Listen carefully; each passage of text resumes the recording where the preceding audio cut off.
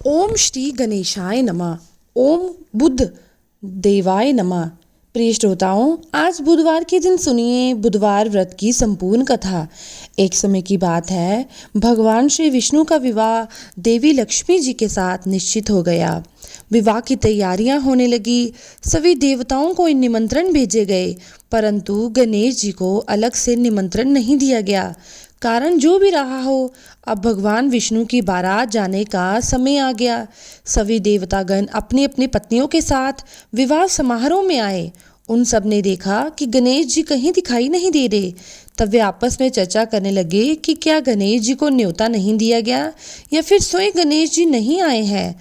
सभी को इस बात पर आश्चर्य होने लगा।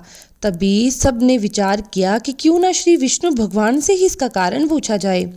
भगवान विष्णु से पूछे जाने पर उन्होंने कहा कि हमने गणेश जी के पिता भोलेनाथ महादेव जी को न्योता भेज दिया था। यदि गणेश जी अपने पिता के साथ आना चाहते तो आ जाते, अलग से न्योता देने की कोई ज़रूरत नहीं थी। और दूसरी बात ये कि उनको 1.25 मन मूंग, 1.25 मन चावल, 1.25 मन घी, 1.25 मन लड्डू का भोजन दिन भर में चाहिए। यदि गणेश जी नहीं आएंगे तो कोई बात नहीं, दूसरे के घर जाकर इतना सारा खाना पीना अच्छा बात नहीं लगती। इतनी वार्ता कर ही रहे थे कि किसी ने सुझाव दिया, यदि गणेश जी भी आ जाएं तो उनको द्वारपाल बनाकर बिठा देंगे कि आप घर का ध्यान रखना। आप तो चूहे पर बैठकर धीरे धीरे चलोगे तो बारात से बहुत पीछे रह जाओगे। सबको ये सुझाव बहुत पसंद आया। तब भगवान विष्णु ने अपनी सहमति दे दी। होना क्या था, इतनी ही देर में गणेश जी भी आ पहुँचे और उन्हें समझा बुझाकर घर की रखवाली करने को बैठा दिया। बारात चल पड़ी। तब देवर्षि नारद जी ने देखा कि गणेश जी तो द्वार पर ही बैठे हुए हैं। वे गणेश जी के पास पहुँचे और उनसे पूछने लगे कि आप यहाँ क्यों रुके हैं।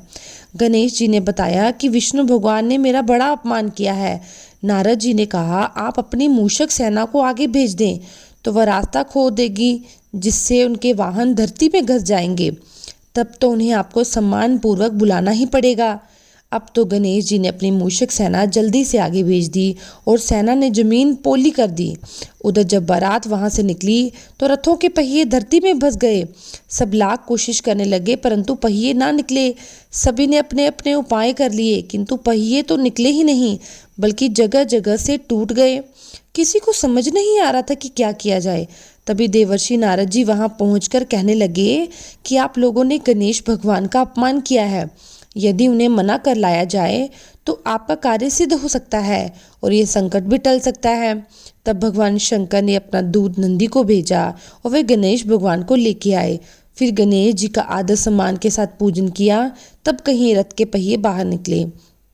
अब रथ के पहिए तो निकल गए परंतु वे टूट गए थे। उन्हें सुधारे कौन?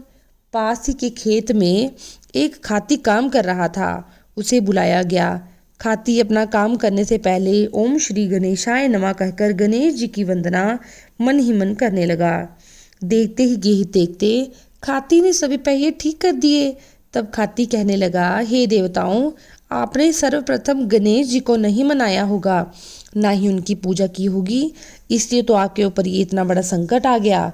हम तो मूर्ख अज्ञानी हैं, फिर भी पहले गणेश जी को पूजते हैं, उनका ध्यान करते हैं। आप लोग तो देवतागण हैं, फिर भी आप गणेश जी को कैसे भूल गए?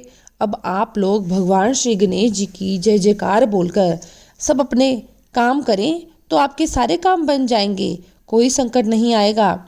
ऐसा कहते हुए बारात वहां से चल दी और भगवान विष्णु जी का देवी लक्ष्मी जी के साथ विवाह संपन्न कराकर सभी सकुशल घर लौटे। हे गणेश जी महाराज, आपने श्री विष्णु का जैसे कार्य सिद्ध किया वैसे ही कार्य सबको ही सिद्ध करना। सभी प्रेम से बोलिए, विघ्नहर्ता भगवान गणेश जी की जय। एक बार एक नवविवाहित दंपति था। रविवार के दिन वह अपनी पत्नी को साथ ले जाने के लिए अपने ससुराल गया। शादी के बाद ये पहली बार था। ससुराल वालों ने उसका खूब स्वागत किया। तरह तरह के भोजन, व्यंजन, बिस्तर की व्यवस्था की।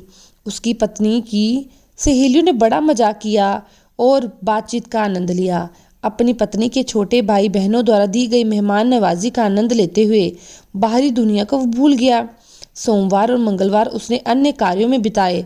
अब बुधवार था। उसने अपनी सासू माँ से कहा कि मुझे जरूरी काम है, आपकी बेटी को मैं आज ही विदा कर ले जाऊंगा। तब सासू माँ ने कहा कि आज बुधवार है और बुधवार को कन्याओं को ससुराल भेजना शुभ नहीं होता। ससुराल में बेटियों को भेजना इस दिन अशुभ माना जाता है, इसलिए आज मैं अपनी बेटी को नहीं भेज सकती। तो लड़का कहने लगा, मुझे बुध की कोई परवाह नहीं, वो मुझे कोई नुकसान नहीं पहुंचा सकता। बुधवार मेरे जैसे व्यापारियों के लिए बहुत शुभ होता है।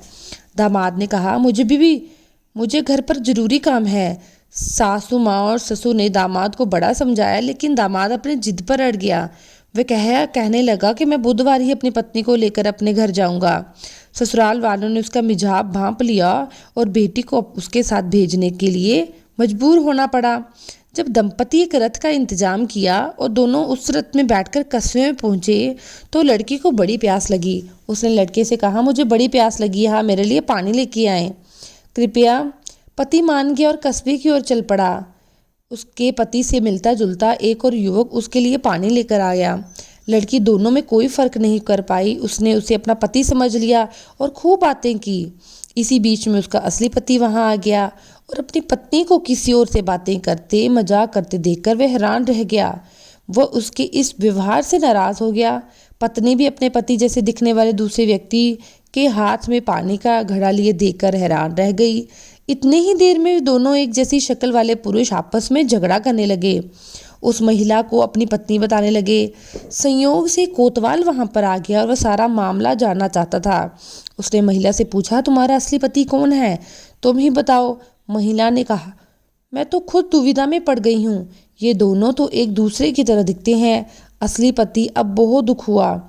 उसने अपनी सास की बातें याद आई कि उसकी सास ने कहा था कि बुधवार के दिन तुम्हें अब मेरी बेटी को ससुराल लेके नहीं जाना चाहिए क्योंकि ये शुभ माना जाता है। फिर क्या था, कोतवाल उन्हें राजा के पास लेकर गया और सारी कहानी सुनाई। सुनकर राजा ने अपने मंत्री को न्याय करने का आदेश दिया। मंत्री ने कोतवाल से कहा, शाम हो चुकी है, इन सबको अलग अलग कोठरियों में बंद कर दो, रात भर कड़ी निगरानी रखो, मैं कल फैसला सुनाऊंगा। अब तीनों को अलग अलग कोठरी में रखा गया।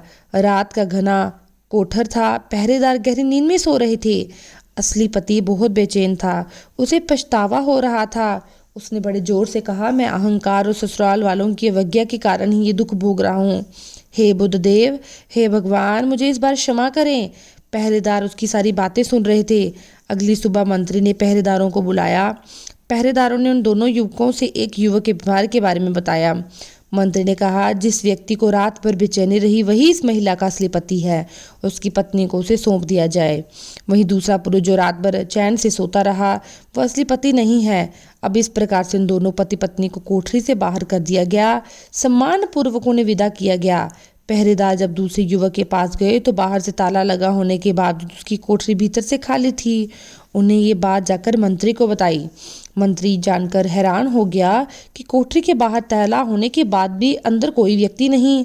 तब वे वरिष्ठ मंत्री के पास गए, उन्हें भी पूरी बात बताई और बोले कि लापता कैदी बुद्धदेव है। बुद्धदेव बुधवार को शासन करते हैं। इस व्यक्ति ने बुद्ध के अधिकार को चुनौती दी। बुद्धदेव को बुरा लगा, इसलिए उन्हें सबक सिखाने के लिए उसके पति का वेश धारण कर लिया।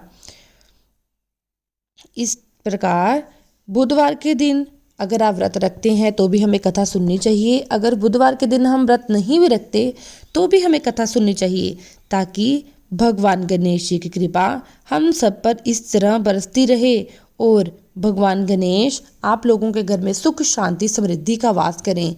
जय गणेश भगवान।